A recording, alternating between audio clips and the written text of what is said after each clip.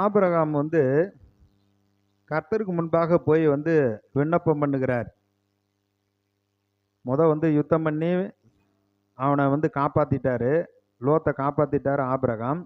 அடுத்து வந்து அவன் தங்கி இருக்கிற ஊரு அந்த ஜனங்கள் பொல்லாத ஜனங்கள்னு சொல்லி அந்த சோதோம் கொமோரா பட்டணத்தவே கர்த்தர் அழிக்கணும்னு தீர்மானம் பண்ணிட்டார். தீர்மானம் பண்ணிட்டு ஆபிரகாமை நினைச்சு பார்க்கிறார், அவன் சகோதரனுடைய குமாரன் அங்க இருக்கிறானே, அதனால வந்து ஆபிரகாம் கிட்ட போய் நம்ம சொல்லுவோம் அப்படின்னு சொல்றப்ப அவன் கர்த்தருக்கு முன்பாக நின்று பரிந்து பேசுகிறான். 22வது வசனம் பாருங்க. அப்பொழுது அந்த புருஷர் அவ்விடம் விட்டு சோதோமை நோக்கி போனார்கள். ஆபிரகாமோ பின்னும் கர்த்தருக்கு முன்பாக நின்று கொண்டிருந்தான். அப்ப ஆபிரகாம் சமயமாய் சேர்ந்து துன்மார்க்கனோட நீதிமானை அழிப்பீரோ? பட்டணத்துல ஒருவேளை 50 பேர் இருந்தா, நேரடியா சொல்லல லோத்தையும் அவன் குடும்பத்தையும் காப்பாத்துங்க ஆண்டவரே அப்படின்னு சொல்லல. மொத்தத்துல 50 பேர் இருந்தான். ஏன்னா அவனுக்கு நிறைய வேலைக்காரங்கள்லாம் இருந்தாங்கல்ல. 50 பேர் இருந்தா காப்பாத்துங்க. சரி, ஆண்டவர் சொல்லிட்டாரு 50 பேர் இருந்தா காப்பாத்துறேன்.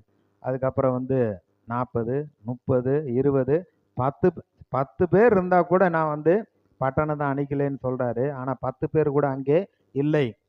இன்னைக்கு நம்ம குடும்பத்துல உறவினர்கள், நண்பர்கள், உடன் பிறந்தவங்க, உறவுக்காரர்கள், அவங்க துன்மார்க்கமா இருந்தாலும் ஆனா கர்த்தர் நம்ம நிமித்தம் அவங்களுக்கு வந்து ஒரு மீட்பு உண்டாகும்படியா ஒரு வாய்ப்பை உண்டாக்குறாரு. ஜெபம் பண்ண சொல்றாரு, அவங்களுக்காக ஜெபம் பண்ணு. ஒருவேளை அவங்க நிந்திச்சு இருக்கலாம், நம்மளை அவமானப்படுத்தி இருக்கலாம், நம்மளை வெறுத்து இருக்கலாம்.